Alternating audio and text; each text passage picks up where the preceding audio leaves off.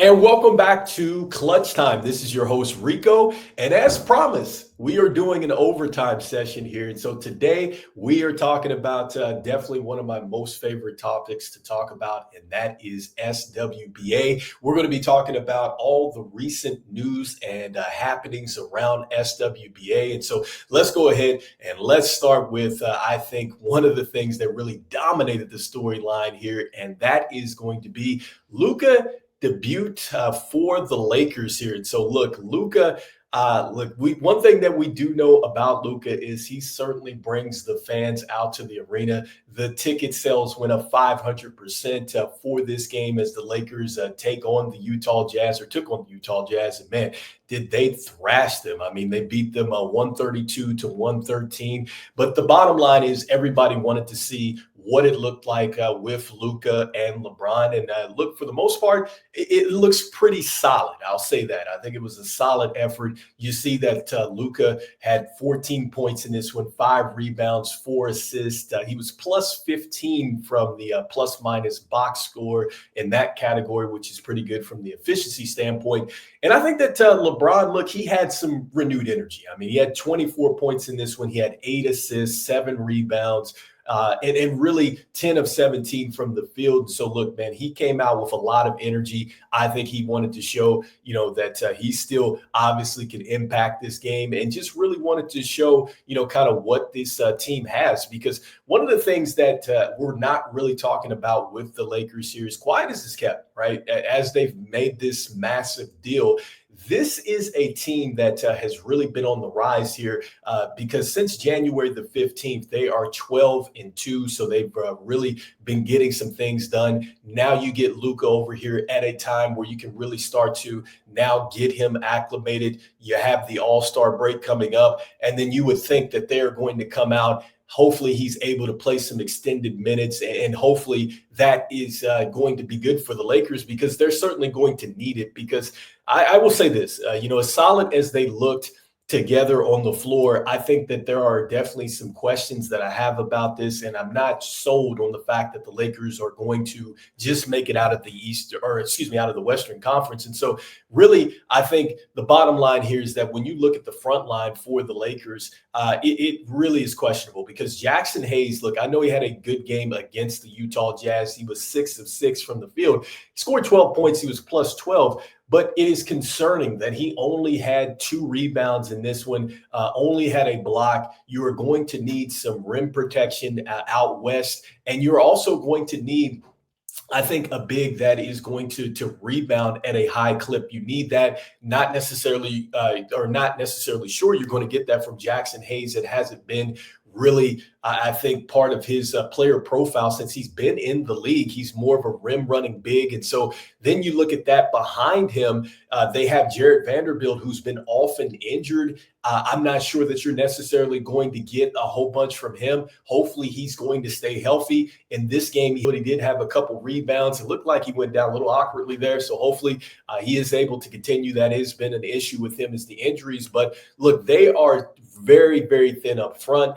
And I'm just not sure that they also are going to be able to really shoot the three-point shot the way that they did last night. I thought that they did a pretty good job, even though they only shot, I think 35.7% is pretty good. But still, I don't think that this is a team that's just built to just kind of drive and kick and knock down shots. And so I think the Lakers are definitely going to have some issues. And I think just with the combination with Luka and LeBron, I did still get the sense that it's kind of like your turn, my turn kind of thing. And I think that may lead to some hero ball. And so that's something to maybe look out for as this team continues on, as they start to play alongside of one another more. But when you look at the Lakers right now, they're 4th in the West.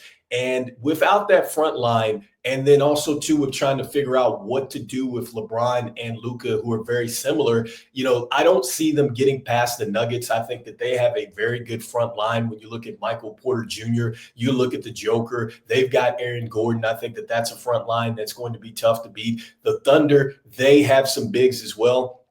They have Chet Holmgren back. They have Hardenstein as well. That's going to be tough to overcome. The Grizzlies and Jaren Jackson Jr. and they have some good size and length on the wings. Like that is going to be a challenge. And even the Rockets, man, they have some good length there as well, and some really good power forwards and centers. I love with Jabari Smith Jr. You also have Şengün as well, another player that I think is very underrated. But anyway, there is a lot of length that the Lakers would have to get through in order to win, an SWBA championship here. And so, with that being said, that is something to really look out for. Even though the Lakers are playing well and it was a good debut for Luka, I think that it's still going to be quite the challenge for the Lakers. And so next up, I want to talk about another team that has really, I think, been on the rise. And obviously they've been in the headlines due to a major trade. And let's go to Jimmy Butler. Look, I think that Jimmy Butler has been fantastic for the Golden State Warriors. And I want to say this.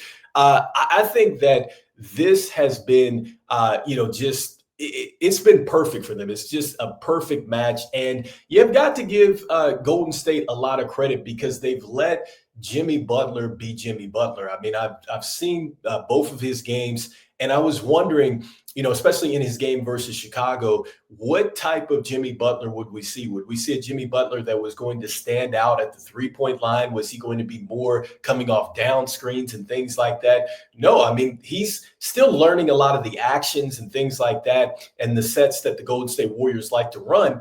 But they very much let Jimmy Butler be Jimmy Butler, which is work from the post, have the basketball to create contact, to get to the free throw line. We know that Jimmy Butler can run the floor and fill the lane, and so he's getting dunks and things that way. We know also, too, defensively, as he gets steals and things like that, he's going to generate points that way. And so, look, Jimmy Butler has been doing Jimmy Butler things here for Golden State, and I think that it's only going to increase, especially as he starts to, I think, learn a little bit more of their motions and sets and things like that. And what I do love most about the Jimmy Butler fit is he's a player that operates out of the post. And because of that, I think you get a lot more back cuts. I think you get a lot more split screens and a lot of things that maybe the Golden State Warriors want to run off of that and really put you into some difficult situations. And so I think it opens it up. And then when you look at what he's doing just defensively at this point in time, look, 20 points in this last game against the Milwaukee Bucks. He also had 4 steals. He had 6 assists, 9 rebounds, doing a terrific job there. I just talked about the free throw line, 12 of 15 from the line. Look, he's been solid. He joins elite company with Kevin Durant as the 2 Warrior players that have come over in their debut to have a 25-5. And so that means 20 points, 5 rebounds, and 5 assists. So he's already joining elite company. The question is, can he finish the job here and get this team to perhaps getting to the championship? Who knows? I think that they still are at least a player away. And I also have to give them some more credit, too, in incorporating Quentin Post. This is something that Marsh had talked about on his podcast. And I totally agree. I think that Quentin Post out of Boston College is a player that I absolutely loved. And I think that you're starting to see that they trust him. And I think that this is going to open up another dimension for them. Look, at this point in time, he's knocking down the three-point shot. He's certainly a great passer out of there. You would love to see a little bit more rebounding from him. But in last night's game, he had 13 points plus 11, 4 of 5 from the field, 3 of 4.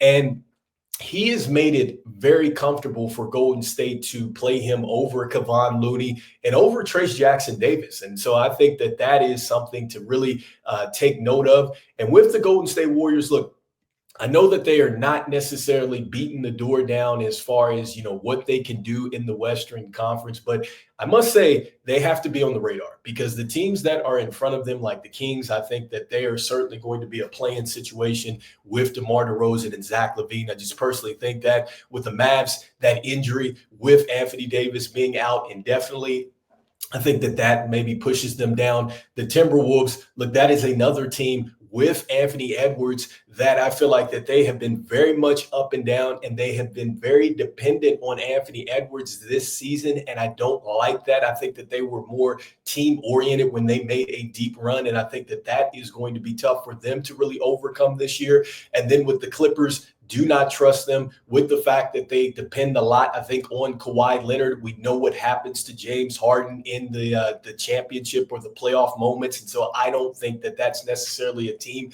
that is going to be in the way. And so suddenly I think you see a Warriors team that gets past the play-in, and maybe they're qualified here and they're going to be one of the top seeds in the Western Conference. And so certainly look for them. I don't want to see Steph Curry, Draymond Green, and Jimmy Butler in any playoff series. I think that they could give any team fits. And so next up, wanted to talk about the trade that didn't happen. And I think that this maybe got a little buried here, but that is the Mark Williams trade under review. And so found out here late yesterday, I believe this was Sham saying that right now that the Hornets actually are looking to go out there and they want to now put this under review. They want to dispute the Lakers' exam.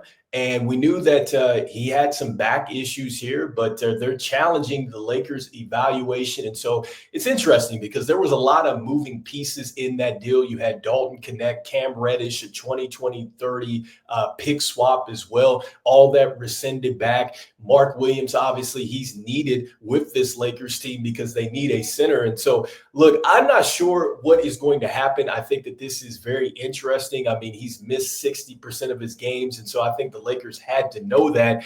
And I personally wouldn't have given up Dalton Connect. I honestly would not have given up Dalton Connect. I think that even if you feel like Dalton Connect is not going to be a star for you, I think that at some point, if you're going to win an SWBA championship, he is going to be important. And when I think of Dalton Connect and just his importance and just really one of the things that I think a lot of us fans and just I think a lot of people need to focus on is just the others. I think that, you know, when you look at these teams that have the star power and things like that, and we've talked about it before in SimWorld U with Lamarian Sherwood and, you know, some of these top tier players. But at some point, you have got to be able to go out there and you need to have others that are going to impact the game. And so when I think about the others that could possibly impact the game, at least at this level, that can impact the game at this level, you know, and I'm talking about others that are very important. Like this is why I like to look at players like Jahai Hobson out of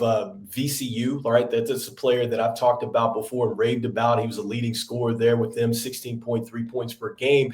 But I love the fact that he's a player like a Quentin Post that could maybe be an impact player. And that's what I look at a Dalton Connect. Like these are players that are very important, I think, to the future of you as far as getting to the championship and really, you know, eventually getting that title. And so that's why with this deal, it maybe could be a blessing in disguise for the Lakers that they don't lose, I think, Dalton Connect, who could be a piece like that. Because again, I think that the others are very important. So anyway, let me know in the comments what you think here. Do you think that, you know, there is going to be some type of major resolution with this? Because keep in mind, this is not the first time that a trade has really been rescinded here in SWBA. I mean, there have been several other rescinded trades in back in history and things like that, and especially between the Hornets and the Lakers. Heck, one of the most notable ones was Chris Paul and that situation with the Lakers. And so anyway, let me know in the comments what you're thinking there with this. This is clutch time, and I will see you guys on the next one. All right, see the game, be the game. Peace.